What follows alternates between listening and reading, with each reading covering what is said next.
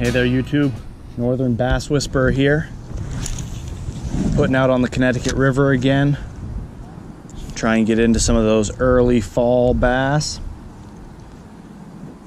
Right now I'm just starting out fishing that chartreuse chatterbait in the current at the end of this island here. Gonna give it a few minutes up here, see if we can't get into any fish hanging out at the end of this island.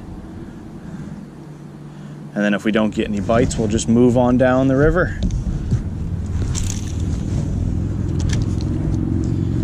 I'm starting out here with the chatterbait because it's a bit of a current coming down around the island here. And that's where I had the success with the chartreuse chatterbait a couple weeks ago when I was in the Connecticut. And then I have a swim bait all rigged up again for once we get below this current and it levels out. It's a little bit more shallow. That swim bait seems to be pretty deadly in those circumstances, probably because the fish have a little bit clearer view of the bait and that's a bit more natural looking. Whereas the chatterbait up here in the current is putting off a lot of vibration, which is probably what was attracting the strike in the current.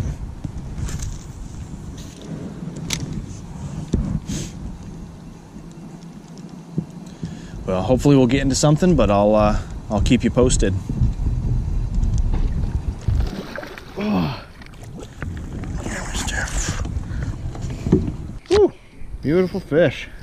That's a nice way to break in a new rod.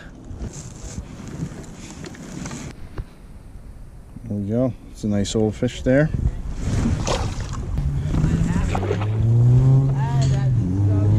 All right, so we finally got in some fish here, hanging out in the current behind this rock. See if we can't get any more. Oh, nice walleye.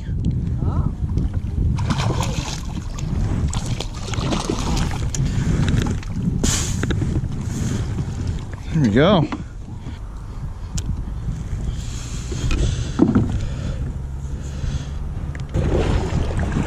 Well, we finally found the fish. They're hanging out in this current behind these rocks here. Got a nice smallmouth so far, and also a really nice walleye. Let's see if we can't get into some more. A nice fish on the drop shot. Nice smallmouth bass up off the bottom. Whew.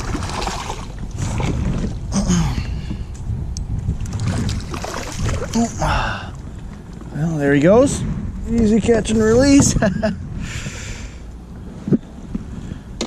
Well, I actually saw a couple fish on the bottom with my fish finder there.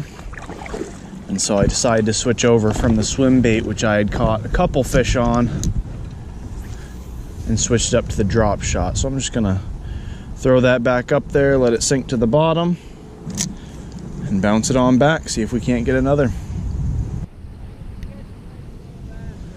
Yeah, we just interrupted the eagles. There's two juvenile eagles. You can see one circling in the sky down there, but they were both hanging out in a tree to our right. So that's one fishing tip that is universal wherever you go. When you see birds paying attention, that means there's fish there.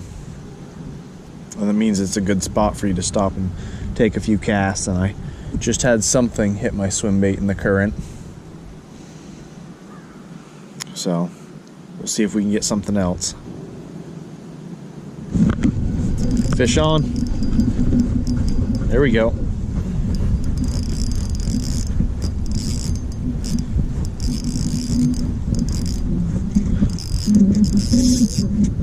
Got a nice one on.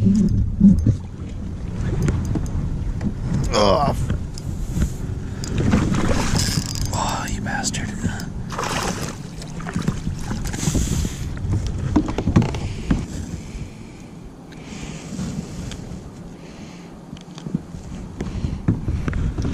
There we go. Another nice river smallmouth. Hanging out in the current where those eagles were hanging out fishing. That rule is Definitely one. If you don't remember any rules, that rule is definitely one that you should remember. If you see birds paying attention, whether it's eagles, kingfishers, seagulls, depending where you're at, always a good sign. It means that there's fish in the water, whether it's bait fish, you know, bluegills, or, you know, there could be the game fish you're looking for in there, bass, walleye, pike even, you know, so keep an eye out for that. Storks, blue herons. I'm not sure if storks are native to anywhere, really, but if they're just from that old wives' tale dropping off the kid. But you get the idea. So far, it's been a pretty productive trip down the river today. It was pretty cool this morning, but it's actually warmed up quite a bit with the sun coming out, and the wind's actually died down a little bit right now. I've had most of my luck on the swim bait. I also had a couple fish on with the shaky head, but wasn't able to get anything in the boat with that. For the swim bait, I've been using that same tungsten jig head like I was last couple weeks ago on the Connecticut. I'm still using the BioSpawn Exo Swim. Right now I'm using it in the Lab Magic color, and it's a bit beat up right now, but I like to use my soft plastics until they're no longer staying on the hook. So I've already taken the head off of this one just so I could get another good grip with the hook so it stays on. Hopefully we can get a couple more smallmouth before I have to put this one in the trash pocket.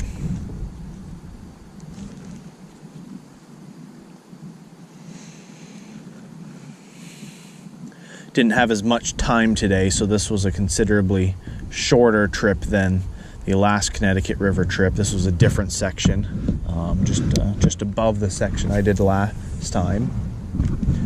But still a great time. Couldn't ask for really much better weather for a fall day. And hopefully everyone watching has enjoyed themselves, and maybe I'll get into a couple more fish before I end this video. Where my car is actually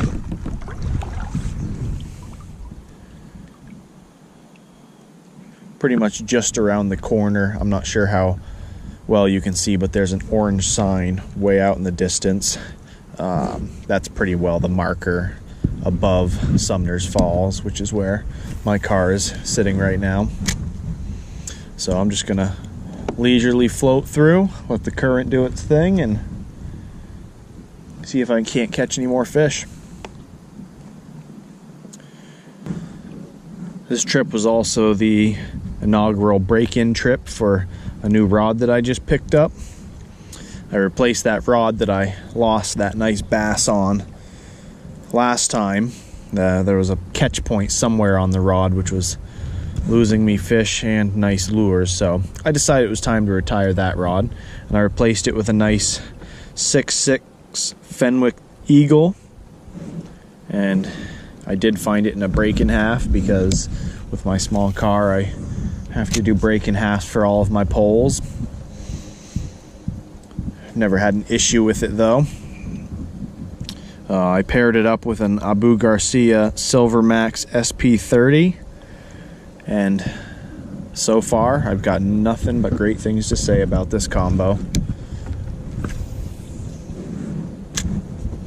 Super smooth on the cast, very light, and they both balance out really well.